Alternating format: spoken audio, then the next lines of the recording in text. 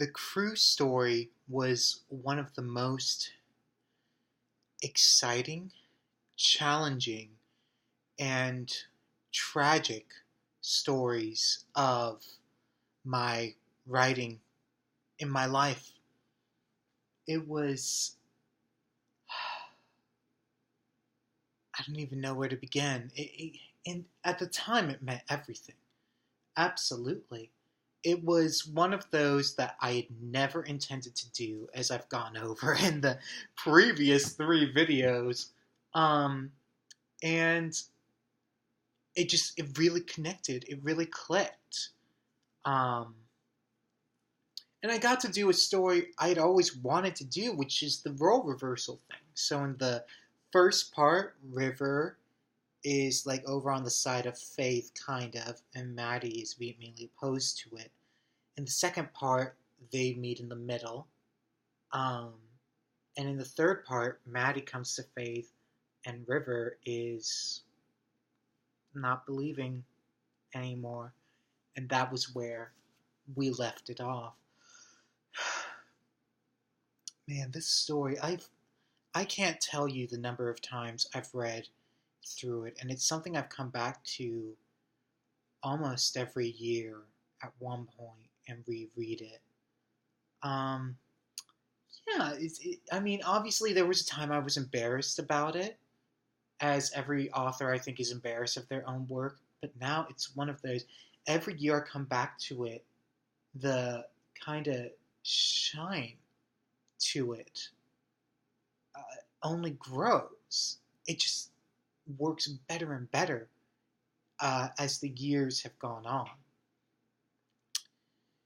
It found its audience, but very quickly lost its audience as well. And so that was another interesting aspect of it. And it was interesting, the last video, I started to get really upset and really depressed that the final part just did not have traction at all. At all. It was very sad, very, very tragic. Okay, so question time. A couple of unanswered questions that you might have after having gone through the whole video. Let's see, what should I start with?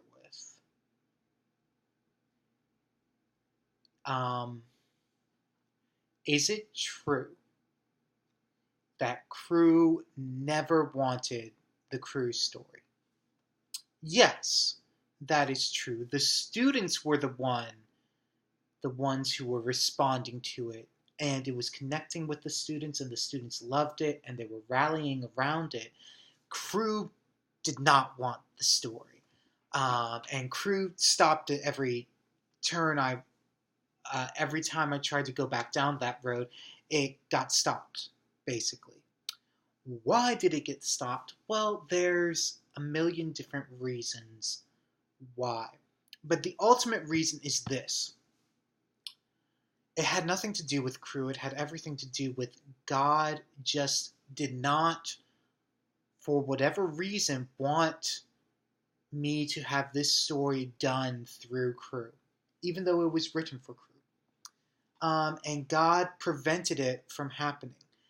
Why did God allow that? I have some theories, which I probably shouldn't get into.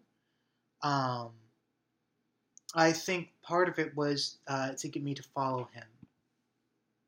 I will leave it at that. Whatever happened to the characters after the story ended?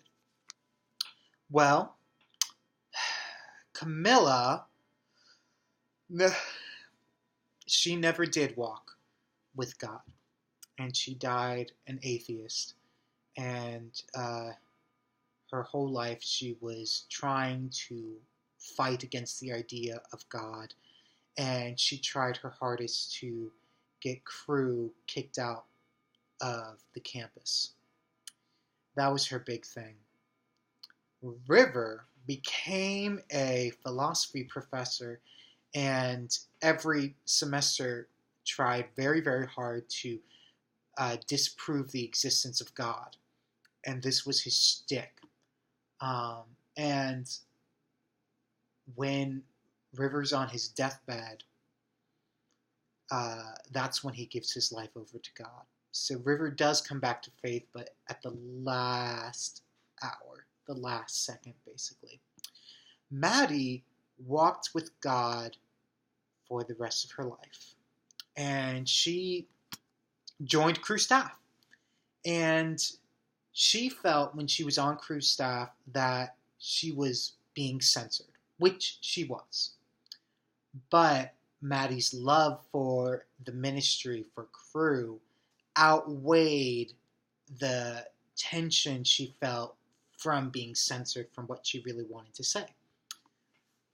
Did Maddie and River ever interact with each other again? Yeah. Yes, they did. Maddie and River actually end up on the same campus. Maddie being a CRU staff member on that campus, and River being a philosophy professor, and they randomly see each other. And it's a little awkward at first, but enough time has passed that they decide to meet up with each other. And Maddie gets to the point that she's able to convince River to come to a CRU staff meeting. And so it's, again, the role reversal is happening. Did you ever consider doing a sequel trilogy, a part 4, 5, and 6? No, not really. I never did up until doing this video series. And then the idea of it, it's been about 5 years since I wrote the original script. And all of a sudden it seemed slightly appropriate. It could be really interesting revisiting River and Maddie again 5 years later and seeing where they ended up again. And the idea of it being a staff member talking to a faculty member became more and more interesting to me as I was thinking about it. And just, it's a different, and the role reversal, it's just all of it. It might work. Will CRU ever do anything with it? No. That's been made very, very clear over the years. But will I do something with it? Yeah. Probably. Maybe. I don't know. It's something like, would it be worth a week to write a part 4? Yeah. I could give it a week. See what happens. These parts are not very long, too. So it could be very, very interesting. So yeah. Okay, now let me get into this. What is the big tragedy of the CRU story? The big tragedy of the CRU story is kind of twofold. I'll start with the lesser one. The lesser tragedy is that the story that I wrote was clicking, it was making an impact, it was really connecting with an audience, especially an audience of peers, which is the college-age audience that CRU is trying to get, and it was always stopped from reaching that audience. And I think that is a tragedy. And the options that they did weren't connecting to the same level that this one was. The students just weren't as excited about the other ideas. The second tragedy, and this is the big tragedy, and this is a challenge to CRU, is that while my story not being done is tragic to me, what is more tragic is that, blanket statement, right? Everything that I write is trying to reach who I used to be before walking with God. And if it wouldn't interest me or make me think, then I don't want to do it. I just don't want to touch it. The big tragedy is that person and a lot of people who were like who I used to be, or are like who I used to be, are still being unreached by CRU. And this is the biggest tragedy in the CRU story, is that the options that they've chosen to go with instead are not reaching who I used to be. They're pushing that person further and further away. And that to me is just insanely tragic, awfully tragic. I got told slightly, a lot of this has to do with branding, and CRU needs to be protective of its brand, but I would challenge everyone at CRU to value people over the brand.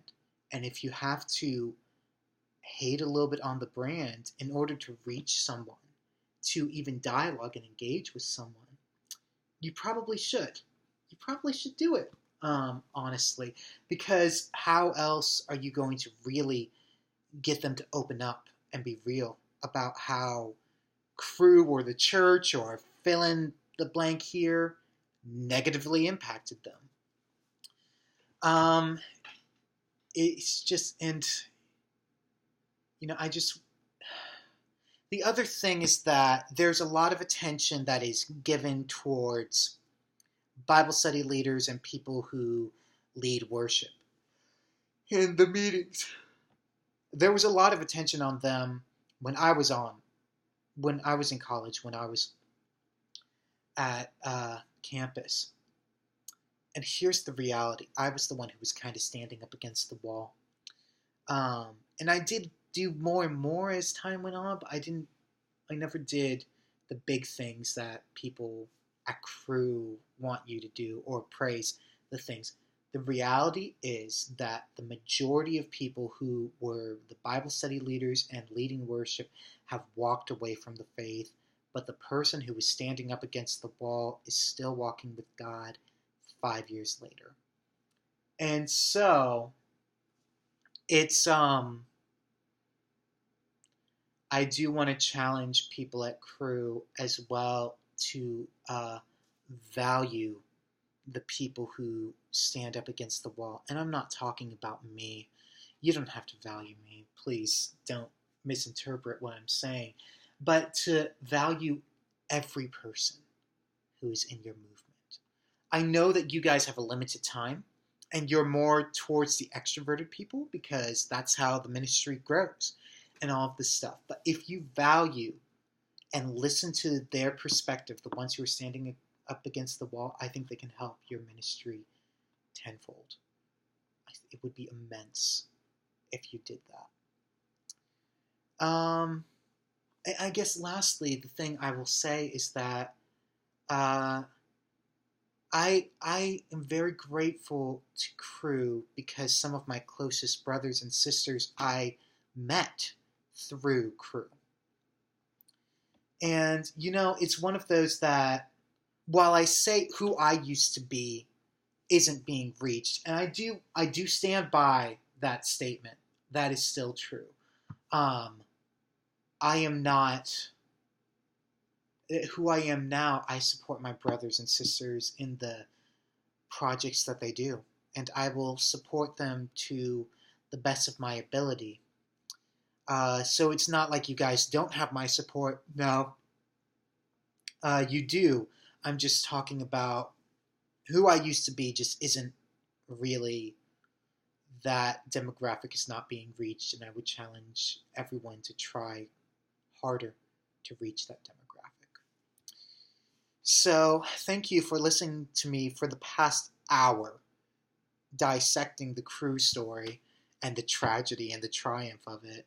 And who knows, maybe I'll do another video when it comes to my 5th year anniversary of Walking with God, talking about how part 4 has been written. We'll just see what happens. Okay, thank you. That's all I can say. Just thank you for listening.